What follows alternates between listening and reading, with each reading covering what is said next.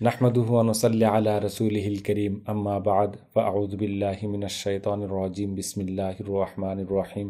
সুপ্রিয় দর্শক, আসসালামু আলাইকুম ওয়া রাহমাতুল্লাহ। আমি আসমর রিজাল নিয়ে কথা বলি। গত ভিডিও আমার ছিল বুখারী শরীফের দ্বিতীয় হাদিসের সনদের একজন রাবী নিয়ে। আজকে আলোচনা করব দ্বিতীয় হাদিসের সনদের দ্বিতীয় রাবী নিয়ে। তিনি হলেন বিখ্যাত ইমাম মালিক ইবনে আনাস রহমতুল্লাহি আলাইহি। তার নাম মালিক, ডাক নাম আবু আবদুল্লাহ, তবে তিনি আল আসবাহি আল হিমিয়ারি আল মাদানী নামে পরিচিত ছিলেন। তার জন্ম 93 হিজরি মদিনায়, ইন্তেকালও মদিনায় 179 হিজরিতে। সেই মোতাবেক খ্রিস্টাব্দ 711-তে জন্ম, 795 খ্রিস্টাব্দে ইন্তেকাল। তাকে জান্নাতুল বাকিতে দাফন করা হয়। তিনি একজন প্রসিদ্ধ ইসলামী ফকিহ ও মুহাদ্দিস ছিলেন। আহলে সুন্নাহ ওয়াল জামাতের 4 ইমামের মধ্যে দ্বিতীয় এবং ইসলামী ফিকহে তিনি ছিলেন মালিকি মাযহাবের প্রতিষ্ঠাতা। ইমাম মালিক রহমতুল্লাহি আলাই তার প্রচুর জ্ঞান, হাদিস সংরক্ষণে অগাধ স্মরণশক্তি এবং সঠিকতার মান বজায় রাখার জন্য বিখ্যাত ছিলেন। ধৈর্য, প্রজ্ঞা, প্রতাপ, সম্মান এবং উত্তম চরিত্রের জন্য তিনি সুপরিচিত ছিলেন। বহু বিদগ্ধ আলেমী দ্বীন তার প্রশংসা করেছেন। যেমন ইমাম শাফি রহমতুল্লাহ আলাই বলেছেন, আলেমদের মধ্যে মালিক রহমতুল্লাহ আলাই নক্ষত্রের মতো। হুজ্জাতুল্লাহি আলা খালকিহি বা'দা তাবিঈন, অর্থাৎ তাবিঈনদের পরে তিনি মানুষের জন্য আল্লাহর হুজ্জত ছিলেন। ইমাম মালিক রহমতুল্লাহি আলাইয়ের মুয়াত্তা প্রথম যুগের সবচেয়ে প্রসিদ্ধ, নির্ভরযোগ্য এবং বিশুদ্ধ হাদিস গ্রন্থগুলোর একটি। ইমাম শাফি রহমতুল্লাহ আলাই বলেছেন, কুরআনুল কারিমের পর মুয়াত্তা মালিকের মতো বিশুদ্ধ আর কোনো হাদিসের গ্রন্থ নেই।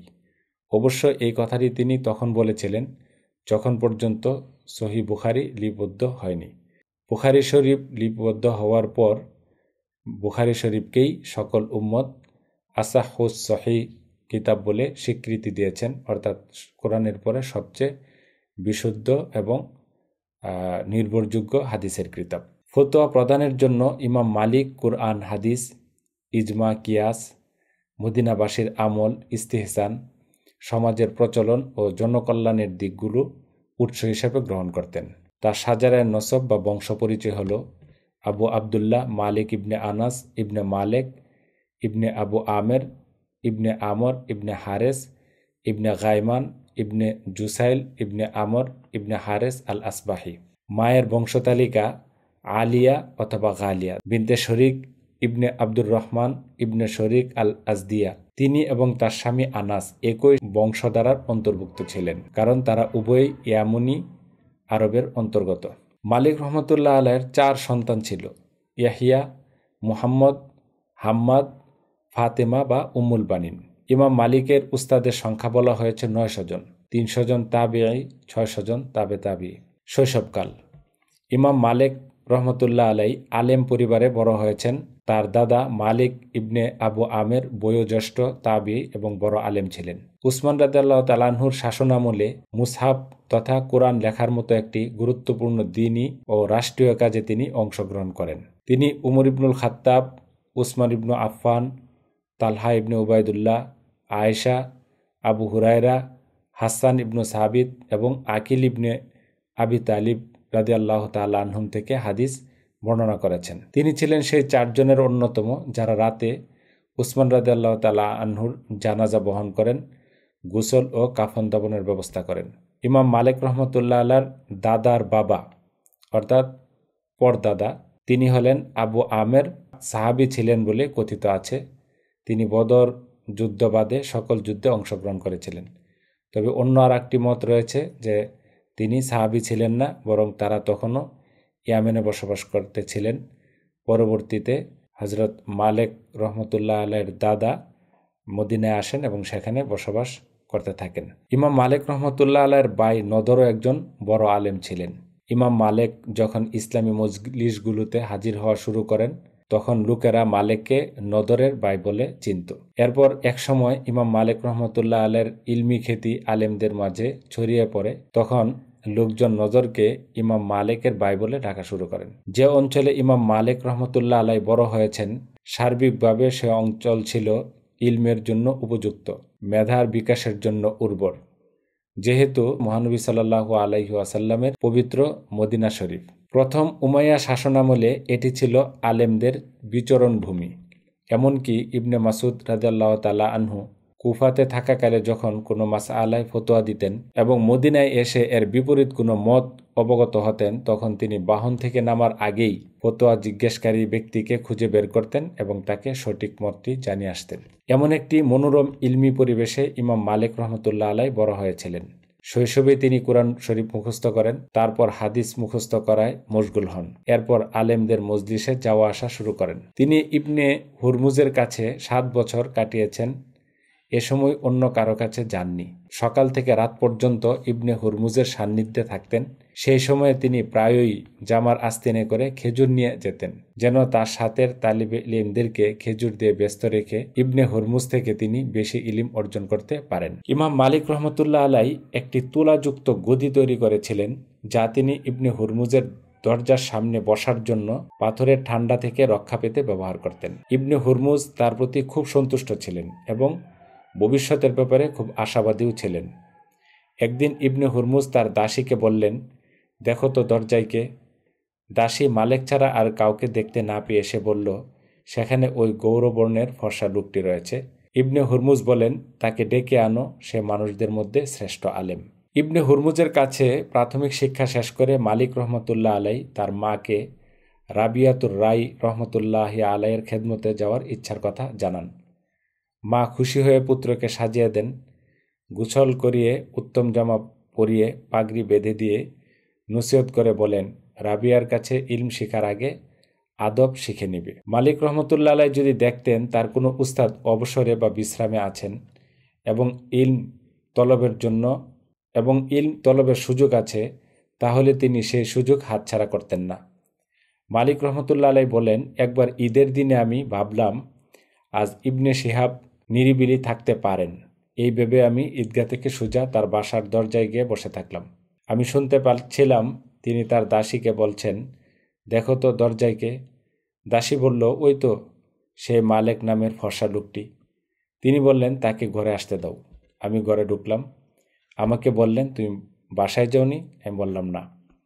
তিনি বললেন, কিছু খেয়েছো? আমি বললাম না। তিনি বললেন, কিছু খাবে? আমি বললাম না। তিনি বললেন, তাহলে কি চাও? আমি বললাম, আমাকে কি হাদিস শোনাবেন? তিনি বললেন, ঠিক আছে, বসো। আমি আমার হাদিসের নোট বের করলাম। তখন তিনি আমাকে 40টি হাদিস শোনালেন। আমি বললাম, আরও শোনান। তিনি বললেন, এটাই যথেষ্ট। তিনি বলেন, যদি তুমি এই হাদিসগুলো মুখস্থ শোনাতে পারো তাহলে তুমি হাদিসের হাফেজ। আমি বললাম, আমি শোনাতে পারবো। তখন তিনি আমার হাত থেকে খাতাগুলি নিয়ে নিলেন, তারপর বললেন, শোনাও দেখি। আমি তাকে শোনালাম। এরপর আমাকে খাতাগুলো দিয়ে বললেন, উঠে যাও, তুমি ইলিমের ভান্ডার। ইমাম মালিক রহমতুল্লাহ আলাই আবদুল্লাহ ইবনে উমরের আজাদকৃত দাস নাফে রহমতুল্লাহ আলাইহের কাছ থেকেও প্রচুর ইলম শিখতে পেরেছেন। এ ব্যাপারে ইমাম মালিক রহমতুল্লাহ আলাই বলেন, ঠিক দ্বিপ্রহরে আমি তার কাছে আসতাম। সূর্যের উত্তাপ থেকে বাঁচার জন্য কোনো গাছের ছায়া পেতাম না। তার বের হওয়ার প্রতীক্ষায় বসে থাকতাম। যখন তিনি বের হতেন তখন কিছু সময় আমি অপেক্ষা করতাম, যেন আমি তাকে দেখতে পাইনি। একটু পর গিয়ে সালাম দিয়ে তাকে জিজ্ঞেস করতাম। এমনকি তিনি পুনরায় ঘরে ঢোকার আগ পর্যন্ত আমি বলতে থাকতাম, ইবনে উমর অমুক বিষয়ে কি বলতেন, অমুক মাসালায় তিনি কি বলতেন, আর তিনি আমাকে উত্তর দিতেই থাকতেন। এভাবে ইলম অর্জনের পথে জানমালের সর্বোচ্চ কুরবানি দিতে তিনি সামান্যতম কার্পণ্য করেননি। ইমাম মালিক রহমতুল্লাহ আলাইয়ের ছাত্র ইবনে কাসেম বলেন, তার ব্যাপারে ইলমের পথে ত্যাগ করতে করতে ইমাম মালিক ফতুর হয়ে পড়েছিলেন। তার ঘরের ছাদ ভেঙে পড়েছিল। তখন তিনি ছাদের কাঠগুলো খুলে বিক্রি করে দিয়ে ইলম শিখার পিছনে ব্যয় করেন, যদিও নাকি পরবর্তীতে তিনি বৈষয়িক সমৃদ্ধি অর্জন করতে সক্ষম হয়েছিলেন। যখন ইমাম মালিক রহমতুল্লাহ আলাই এর চিন্তা পরিপক্কতা পেল এবং তার ব্যক্তিত্ব পূর্ণতা লাভ করল, তখন তিনি মসজিদে নববীতে পাঠদান ও ফতোয়া দেওয়ার ব্যাপারে সিদ্ধান্ত নিলেন। সেই সময় মসজিদে নববীতে তার 70 জন উস্তাদ দর্শ দিতেন। তাদের কাছ থেকে তার ইলমি যোগ্যতা সত্যায়ন ও স্বীকৃতি পাওয়ার পর তিনি উক্ত দর্শের মসনদে আসীন হন, যাদের মধ্যে ইমাম জুহরি ও রাবিয়াতুর রায়ের মতো ব্যক্তিবর্গও ছিলেন। তিনি এই কথাটি সবসময় বলতেন, যে ব্যক্তি নিজের জন্য এমন কোনো পদ দাবি করে যে পদের জন্য মানুষ তাকে যোগ্য মনে করে না, সেই ব্যক্তির মধ্যে কোনো কল্যাণ নেই। তিনি তার দর্শ দেওয়ার জন্য রওজাতুল আতহার এবং হুজুর পাক সাল্লাল্লাহু আলাইহি ওয়াসাল্লামের মিম্বারের মাঝখানে যে জায়গাটি রয়েছে সেই জায়গাকে উনি নির্ধারণ করেন। আর এইখানেই হজরত উমর রাদিয়াল্লাহু তাআলা আনহুরও মসনদ ছিল, এখানে বসেই তিনি পাঠদান করতেন এবং রাষ্ট্র পরিচালনা করতেন। তাকে যদি কোনো মাসলা সম্পর্কে জিজ্ঞাসা করা হতো তাহলে ইমাম মালিক রহমতুল্লাহ আলাই যদি সেই মাসলাটা অজানা থাকতো তিনি সাফ বলে দিতেন, আমি জানি না। তিনি তার উস্তাদ হুরমুজ থেকে এই শিক্ষা গ্রহণ করেছিলেন। ইমাম মালিক রহমতুল্লাহি আলাই আলেম সমাজের ভূয়সী প্রশংসা করিয়াছেন। তার ব্যাপারে ইমাম আবু হানিফা বলেন, কোনো প্রশ্নের তরিব জবাব দেওয়ার ক্ষেত্রে এবং সমালোচনামূলক আলোচনায় ইমাম মালিক রহমতুল্লাহ আলাইয়ের তুল্য আমি কাউকে দেখিনি। আবু ইউসুফ তার ইলমি মর্যাদা সত্যায়ন করতে গিয়ে বলেন, 3 ব্যক্তির চেয়ে অধিক ইলমদারি আমি আর কাউকে দেখিনি। তারা হচ্ছেন মালিক, ইবনে আবি লাইলা আর আবু হানিফা রহমতুল্লাহ আলাই। ইমাম মালিক রহমতুল্লাহ আলাইয়ের জীবিকা কি ছিল এ বিষয়ে জীবনীকারগণ তেমন কোনো আলোচনা করেননি। তবে তার ছাত্র ইবনে কাসিম বলেছেন, ইমাম মালিকের 400 দিনার ছিল, যা তিনি বাণিজ্যে বিনিয়োগ করতেন এবং সেখান থেকেই তার জীবিকা নির্বাহ করতেন। ইমাম মালিক রহমতুল্লাহ আলাই খলিফাদের দেওয়া উপহার গ্রহণ করতেন এবং এতে তিনি কোনো সন্দেহ পোষণ করতেন না। তবে তিনি সাধারণ মানুষের কাছ থেকে উপহার গ্রহণে বিরত থাকতেন। একবার তার কাছে শাসকদের পক্ষ থেকে কিছু উপহার গ্রহণ করার বিষয়ে জিজ্ঞেস করা হলো। তখন সেই বিষয়ে তিনি উত্তরে বললেন, যদি খলিফা হয় তাহলে সমস্যা নেই, কিন্তু তাদের অধস্তনের কাছ থেকে হাদিয়া গ্রহণ করলে সমস্যা থাকতে পারে। খলিফা হারুনুর রশিদ একবার তাকে 3000 দিনার উপহার দিয়েছিলেন এবং তিনি তা গ্রহণও করেছিলেন। ইমাম মালিক রহমতুল্লাহ আলাই শুরুতে মসজিদে দর্শ দিতেন, কিন্তু পরবর্তী সময়ে অসুস্থতার কারণে তার দর্শ বাড়িতে স্থানান্তরিত হয়। তিনি বহুমূত্র রোগে ভুগছিলেন। তিনি বলেন, আমি রাসূলুল্লাহ সাল্লাল্লাহু আলাইহি ওয়াসাল্লামের মসজিদে অপবিত্র অবস্থায় যেতে পছন্দ করতাম না এবং আমি আমার অসুস্থতার কথা উল্লেখ করে আল্লাহর কাছে অভিযোগ করতে চাইনি। ইমাম মালিক রহমতুল্লাহ আলাই তার পাঠদানে সর্বদা সম্মান, স্থিরতা এবং মর্যাদা বজায় রাখতেন। তিনি অর্থহীন কথা বা এমন কোনো আচরণ থেকে দূরে থাকতেন যা একজন জ্ঞানীর জন্য অনুপযুক্ত। তিনি মনে করতেন এটি একজন জ্ঞান অন্বেষণকারীর জন্য অপরিহার্য। একবার তিনি তার ভাতিজাকে বলেছিলেন, জ্ঞান অর্জন করো সেই ধৈর্য, স্থিরতা এবং মর্যাদার সাথে যা এর জন্য অপরিহার্য। তিনি বলতেন, যে জ্ঞান অন্বেষণ করবে তার জন্য উচিত তার মধ্যে যেন সম্মান, স্থিরতা এবং আল্লাহভীতি থাকে। তাকে পূর্ববর্তী জ্ঞানীদের পথ অনুসরণ করতে হবে, আর জ্ঞানীদের উচিত মজাক মশকরা থেকে নিজেকে দূরে রাখা।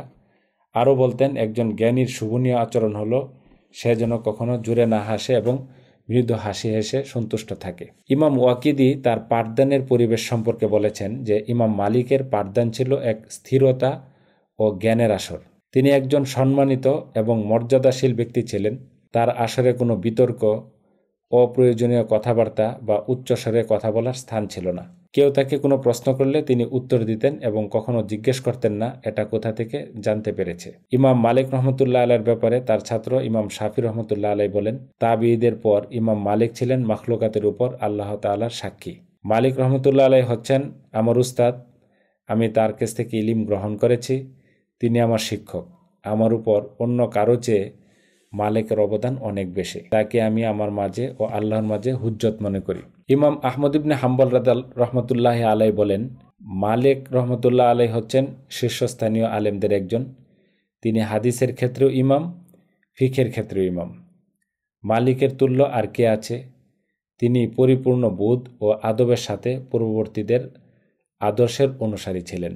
হাদিসে এসেছে, ইলমের সন্ধানে মানুষ দেশ দেশান্তরে সফর করবে, কিন্তু তারা মদিনার আলেমের চেয়ে অধিক ইলমদারি আর কাউকে পাবে না। মনে করা হয় তিনি ছিলেন সেই হাদিসের মাস্তাক।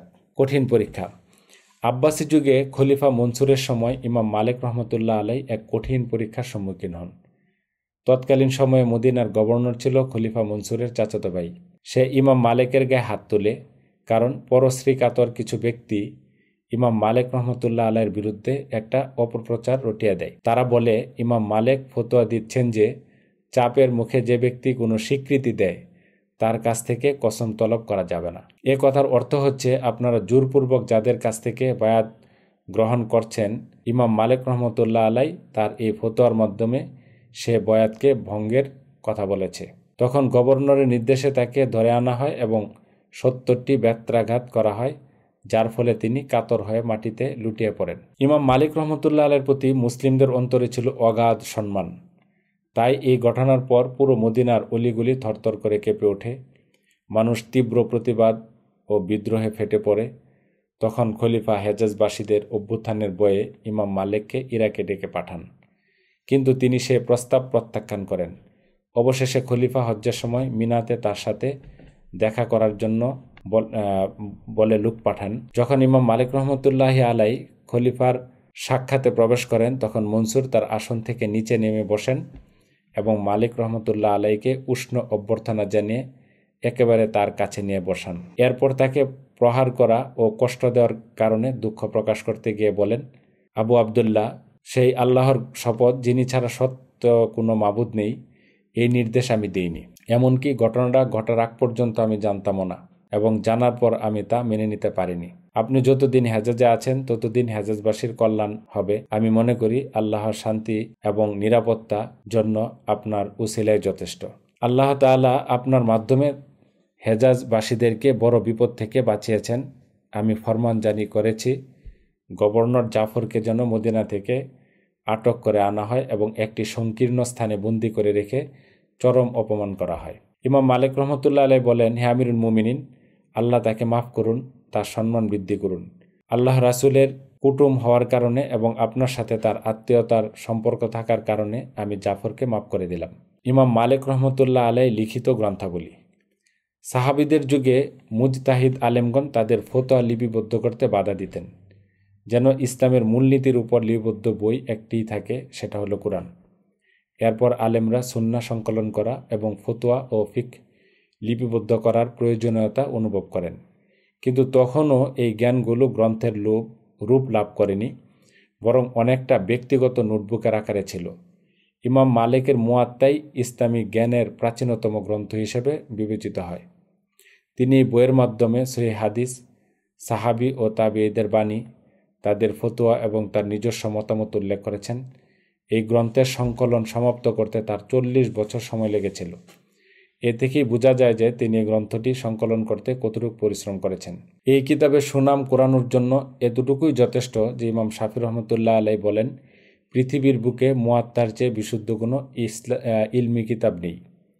ইমাম নাসাই বলেন, আমার দৃষ্টিতে তাবিঈর পর ইমাম মালিকের চেয়ে উত্তম, উৎকৃষ্ট, নির্ভরযোগ্য এবং হাদিসের ব্যাপারে বিশ্বস্ত আর কোনো ব্যক্তি নেই। দুর্বল রাবীদের কাছ থেকে তার বর্ণনা তুলনামূলক কম এসেছে। ইমাম মালিক রহমতুল্লাহ আলাই এর অসুস্থতা, তিনি বহুমূত্র রোগে আক্রান্ত হন, আগেই আলোচনা করেছি, যার ফলে তার দর্সের মজলিস মসজিদে নববী থেকে তার ঘরে স্থানান্তরিত করেন। জীবনের শেষ নিঃশ্বাস পর্যন্ত তিনি ইলম তলব, হাদিস গ্রন্থ পাঠদান ও ফতোয়া দেওয়ার মহান ব্রত থাকেন। অধিকাংশ ঐতিহাসিকদের মতে তিনি দীর্ঘ 22 দিন অসুস্থ হয়ে বিছানায় পড়ে থাকার পর 14 রবিউল আউয়াল 179 হিজরিতে মারা যান। তিনি তার রোগের ব্যাপারে এবং মসজিদে নববী থেকে তার দর্স সরিয়ে নেওয়ার কারণ সম্পর্কে তার মৃত্যুর আগের দিন পর্যন্ত কাউকে জানাননি। তার মৃত্যুর নির্দিষ্ট সময় নিয়েও কিছুটা মতভেদ রয়েছে। বেশিরভাগের মতে তিনি 14 রবিউল সানি রাতে ইন্তেকাল করেছেন। কেউ কেউ বলেছেন সকালে ইন্তেকাল করেছেন, কারো মতে বিকালে ইন্তেকাল করেছেন। ইমাম মালিক রহমতুল্লাহ আলাইহির জানাজার নামাজ পড়ান মদিনার আমির আবদুল্লাহ ইবনে মুহাম্মদ ইবনে ইব্রাহিম। আমির নিজে জানাজায় পায়ে হেঁটে অংশগ্রহণ করেন এবং তার জানাজার খাটিয়া বহন করেন। ইমাম মালিক রহমতুল্লাহ আলাই তার ওসিয়তে উল্লেখ করেছিলেন যে তাকে সাদা কাপড়ে কাফন দেওয়া হবে এবং জানাজার জন্য মসজিদে নববীর নির্ধারিত স্থানে জানাজা পড়ানো হবে। তার ওসিয়ত অনুযায়ী তাকে জান্নাতুল বাকি কবরস্থানে দাফন করা হয়। আল্লাহ তাআলা ইমাম মালিকের প্রতি রহম করুন, তার মর্যাদা বৃদ্ধি করুন। তার ব্যাপারে ইবনে উয়াইনা যা বলেছেন বাস্তবে তিনি তাই ছিলেন। তিনি বলেছেন, মালিক হচ্ছেন এ উম্মতের প্রদীপ। প্রকৃতপক্ষে মালিক রহমতুল্লাহ আলাইহি ছিলেন খাঁটি মাদানী। মানে যদি আমরা আলোচনা করি তাহলে দেখব সাহাবীদের মধ্যে হযরত উমর রাদিয়াল্লাহু তাআলা আনহু ছিলেন খাঁটি মাদানী। তিনি কখনোই মদিনা ছেড়ে অন্য কোথাও যাওয়া পছন্দ করতেন না। আর তাবিঈনদের মধ্যে ইমাম মালিক রহমতুল্লাহ আলাই, ফলে তিনি কখনোই মদিনা ত্যাগ করেননি। একবার শুধু ফরজ হজ করেছিলেন, আর কখনো হজ করতেও যাননি। মদিনার ভিতরে তিনি কখনো জুতা পায়ে হাঁটতেন না। তার ধারণা ছিল যে হুজুর পাক সাল্লাল্লাহু আলাইহি ওয়াসাল্লামের কদম মুবারক এখানে পড়ে থাকতে পারে, সেখানে আমি জুতা দিয়ে কিভাবে মারাবো। আর তাছাড়া হাদিসের প্রতি ওনার এত বেশি ভক্তি এবং শ্রদ্ধা ছিল যা উম্মতের অন্য কারো মধ্যে দেখা যায় না। তিনি হাদিসের দর্শ দেওয়ার জন্য প্রথমে গোসল করে নিতেন, তারপরে উত্তম জামা পরিধান করতেন এবং তিনি খুব শৌখিন মানুষ ছিলেন।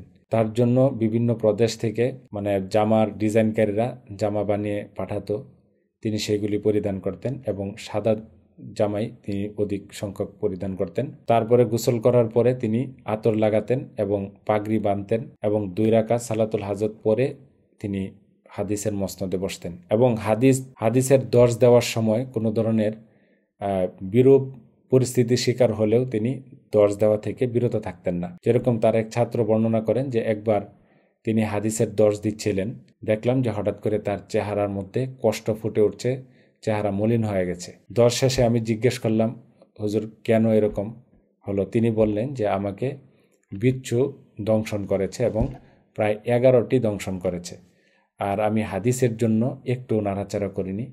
সেটা ছিল ইমাম মালিক রহমতুল্লাহ আলাইয়ের পক্ষে হুজুর পাক সাল্লাল্লাহু আলাইহি ওয়াসাল্লামের প্রতি যে আদব, সেই আদবের বহিঃপ্রকাশ। সুপ্রিয় দর্শক, উনি একজন বিখ্যাত ব্যক্তি, প্রচুর হাদিস জানতেন।